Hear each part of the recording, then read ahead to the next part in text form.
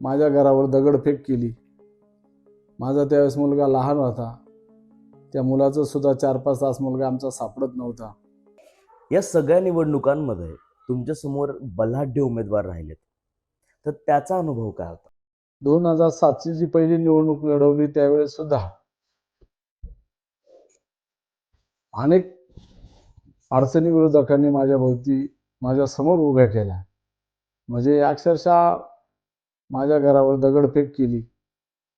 माझा त्यावेळेस मुलगा लहान होता, त्या मुलाचं सुद्धा 4-5 तास मुलगा आमचा सापडत नव्हता। माघार घ्या वगैरे अशा सगळ्या गोष्टी त्यावेळेस घडल्या। त्यानंतरही सुद्धा पुढच्या इलेक्शनला तीच परिस्थिती झाली आणि आम्ही मात्र मतदारांच्या हिमतीवरती मात्र आम्ही लढत राहिलो। परंतु आज अशी परिस्थिती झालेली आहे का 2017च्या इलेक्शनला माझी पत्नी अवघ्या 11 मतांनी पराभूत झाली।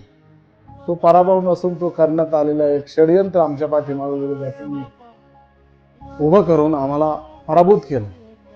तेवढ्यावर ते न थांबता त्या परिस्थितीमध्ये अनेक प्रकारच्या या ठिकाणी गुंडांच्या माध्यमातून आम्हाला त्रास देण्यात आला, गाड्या फोडल्या गेल्या। हे सगळं करत असताना सुद्धा मतदार माझ्या पाठीमागे उभा राहिला आणि आज सुद्धा ह्या चालू निवडणुकीमध्ये सुद्धा आज अशी परिस्थिती झालेली आहे।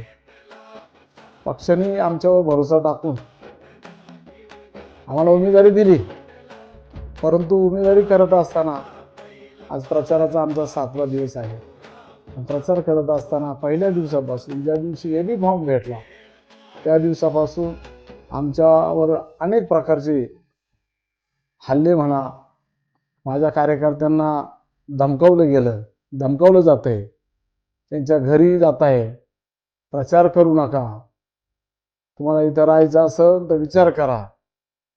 आणि माझ्या मुलाला, माझ्या पुतण्याला, माझे जे काही नातेवाईक असतात त्यांना सगळ्यांना धमकावलं जाते। आणि अशाही परिस्थितीत माझे खरे समर्थक जे आहे ते खरे समर्थक शेवटी 10-15 लोक आज माझा प्रचार सोडून आपापल्या घरी बसलेले आहे।